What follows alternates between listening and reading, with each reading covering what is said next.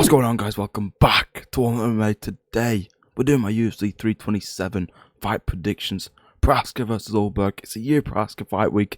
I can't wait. Sorry for no recap for Marcano Duncan. I was going to do a compilation of my reaction to all the finishes on the card. I had some technical issues with my editing software. Couldn't do that. I'll make sure it's easy for me to get that done for this week's card, Procházka Ulberg. So let's get into my fight predictions. Let's go for the title. Man, this card is stacked from top to bottom. The second fight in the card is Kelvin Gastelum in it and Vicente Luque. Like, what? That's a crazy, crazy card. We will go ahead and start off with the first fight in the card. Charles Radke versus Francisco Prado. I'll be real, I can't remember these guys' last opponent, so we'll just pick a winner quickly. Argentina's got a surging MMA scene right now. I'll go with the Argentinian, Francisco Prado, to win. Of course, there's like Ken Vallejos to Argentina as well. Maybe it's just another Ken Vallejos, I guess. Let's go Francisco Prado winning by maybe knockout. Maybe knockout first, second round. I don't know if he's known for knockouts. Who knows? Who knows? I don't know. We'll go with him to win. Prado to win by round 2 knockout. Alright, like I said before, the second fight in the card is Kelvin Gastelum versus Vicente Luque. Both of these guys have had like generational fall-offs in terms of the divisions, but now Luque has moved up to middleweight, probably just to like see out the end of his career. He's a bit older, had a decent run at welterweight. Kelvin Gastelum's obviously middleweight. He's an absolute fridge. I do like Kelvin Gastelum.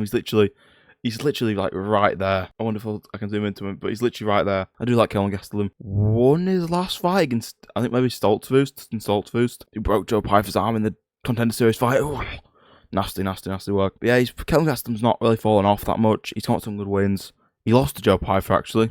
I think that was one of his last fights. I think he did win his most recent fight, though. Correct me if I'm wrong in the comments. I think we're going to see, like, Kelvin Gastelum looks like he's in good shape. I actually randomly clicked on his Instagram live. He was in the PI doing, like, treadmill work, getting his steps in. Looking good in terms of his athletic shape. He doesn't look like a fridge, actually, to be fair. I'll go with him to win, like a tough decision. Who beat Vicente Luque last? I can't remember who it was. Was it a bomb for him? I don't think so. But he fought on a card recently. I think maybe the Oliveira Gamrot card, and he won. And he's not won. He lost the fight, maybe? I don't remember. We'll just move on. Chris Taco Padilla versus Markel Medeiros. Not a clue. I like Chris Padilla. I'll say he gets a win by knockout in the first round. Let's go. Early prelims or prelims is always a numbered card. Of course, there's the weird early prelims. But yeah, Tatiana Suarez versus Lupe Godinez. You've seen this a lot with like, the women's divisions. They're putting like a lower ranked person in to try and get the spot to try and like open up the title picture. Obviously with like, was it like Ricci? She was like 7th ranked against like 2 ranked. They're kind of doing that again. We'll go ahead and pick. Maybe they're both coming off wins. Maybe Godinez is coming off a win. The other one's coming off a loss. I'll go with Suarez by decision. Alright, now this is a banger fight. The card starts really heating up, as you can tell by these 2 fights right here. Alright, Mateus Gamrot versus Esteban Ribovic. Again, another Argentinian on the card. And then Poland's Gamrot. Gamrot coming off the loss to Oliveira. No shame on that. No shame in that. It's a very tough shot to get in the rankings for Ribovic. Obviously, we just saw Duncan try to get the 10th spot. Failed. They are trying to shake up the lightweight division, you can tell. Do I think Ribovic does it? Ah, man, he's good. He golden Freddy'd Terence McKinney. Poor guy. Gamrot's good. He's got a win over Sarukian, number 1 contender at lightweight right now. Oh, man, do I want to pick him to win? Ribovic is younger. He's a prospect. I kind of want to go with the Gamrot Masterclass, man. It might have to be a Gamrot Masterclass. Push these contenders back down. You're not ready for the rankings yet. Duncan wasn't. Ribovic won't be.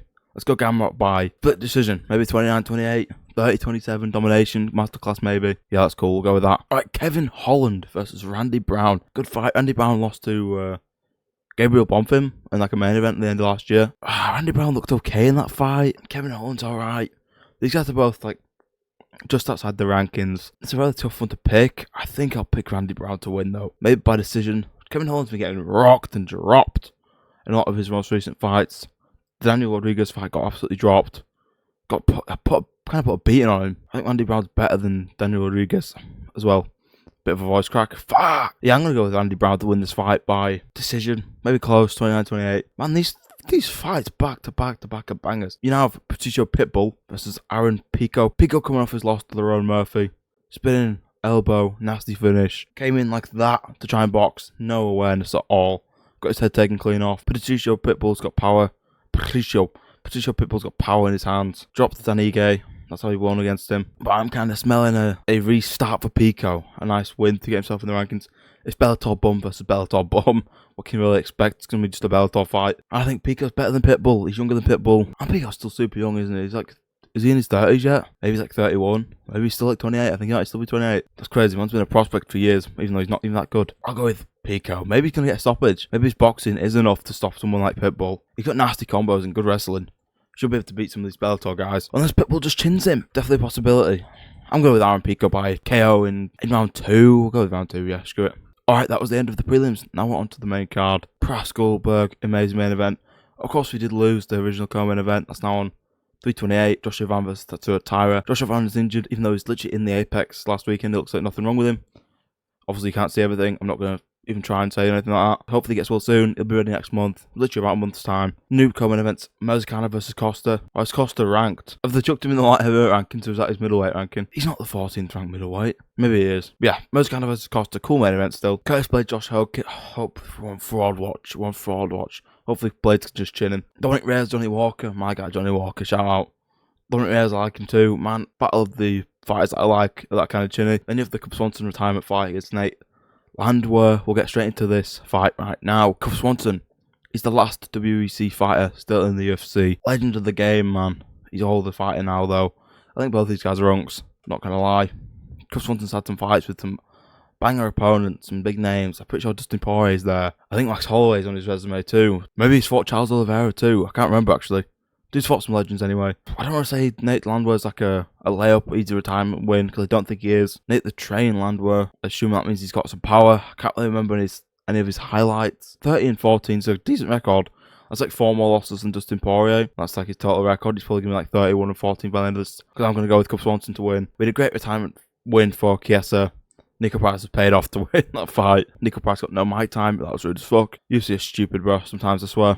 As much as I love the UFC, like, yeah, Nate Landwehr, they're both pretty similar. I'm not going to bother looking at these stats, it doesn't mean anything. Yeah, Cub Swanson's going to win. Knockout by knockout. He knocked out Billy Quarantillo, right, in his last fight. That was ages ago, though. I think the UFC told him they want him to fight again. In Miami, he's close. He's a close local to Miami. Hopefully he gets a win. I'm going to say KO, TKO. Maybe he gets it in round 1. Maybe he gets it in round 2. I don't know. Man, last WEC fight. That's the end of an era. Fully closing down. Because Dustin retired last, I want to say August, I think. I think it was August or July. It was one of the two. Can't remember. I think it was August. Yeah, Cub Swanson, KO, TKO. Let's put it round 2. Let's say round 2. My Moicano Duncan predictions were terrible.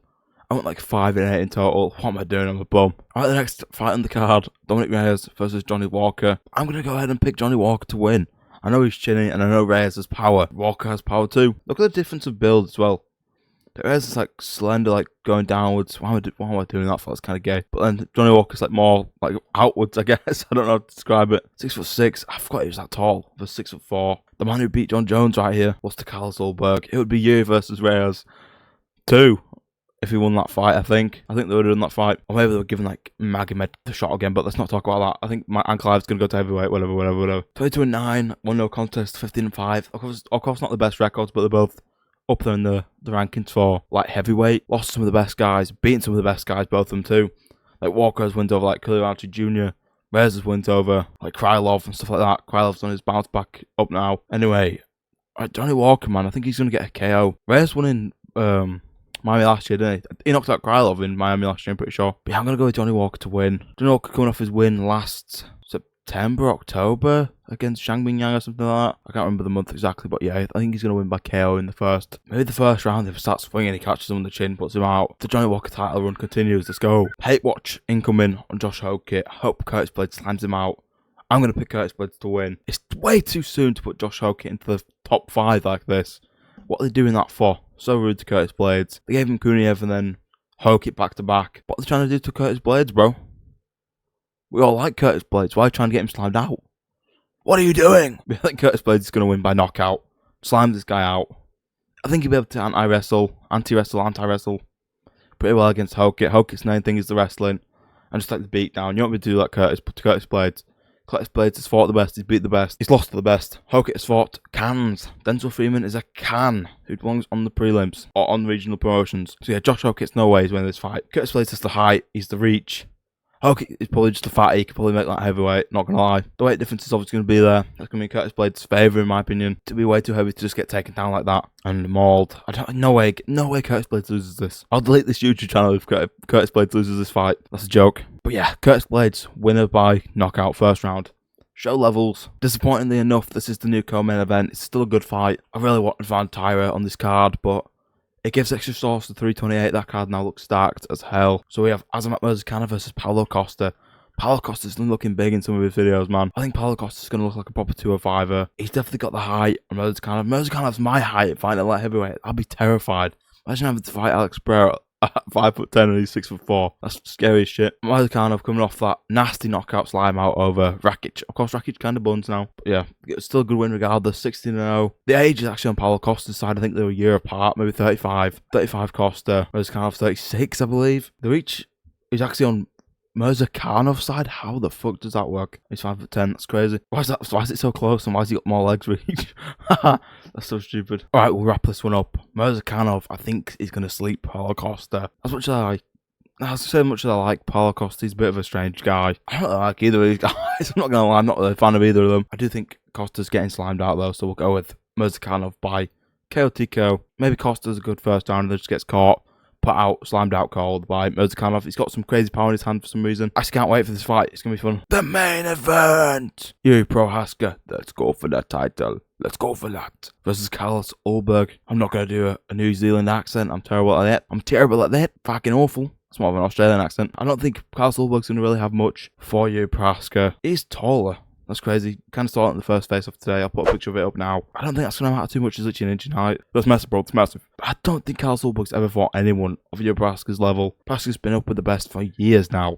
He's had like 8 fights in the UFC, 4 title shots, 8 bonuses. Obviously no bonuses for the Pereira fights, but in his last 2 fights against Jamal Hill and Roundtree, he's got 2 bonuses.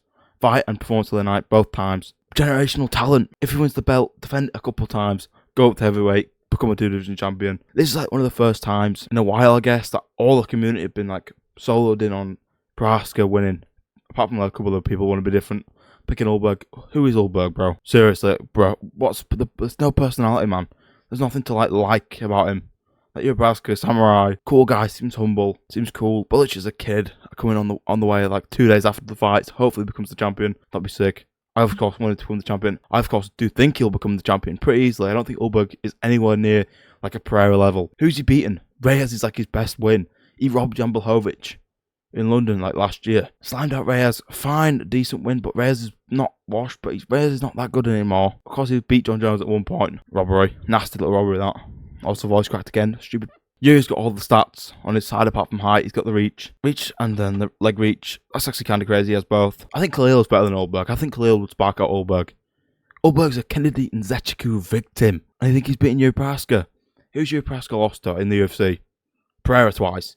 He's lost to like King Mo, whatever his name is, in like Rising. He's lost to a couple of guys in like near the start of his career. Like 32-5 is an insane MMA record, like super insane record. I think Procházka gets this fight done easily. But I think I'm going to say knockout. First 3 rounds, he gets it done. That's going to be my prediction for this fight. Thank you guys for watching my predictions for UFC 327, Procházka vs Ulberg. Sucks that we lost the co-main event, but the card's still a banger. I'd say like 9 out of 10. I will try to do that compilation of my reaction to all the finishes that happened on this card. Obviously hasn't been here yet because the fight's not happened yet. Yeah, we'll see how that goes. I'll see you guys in the next video. Like, subscribe. Peace!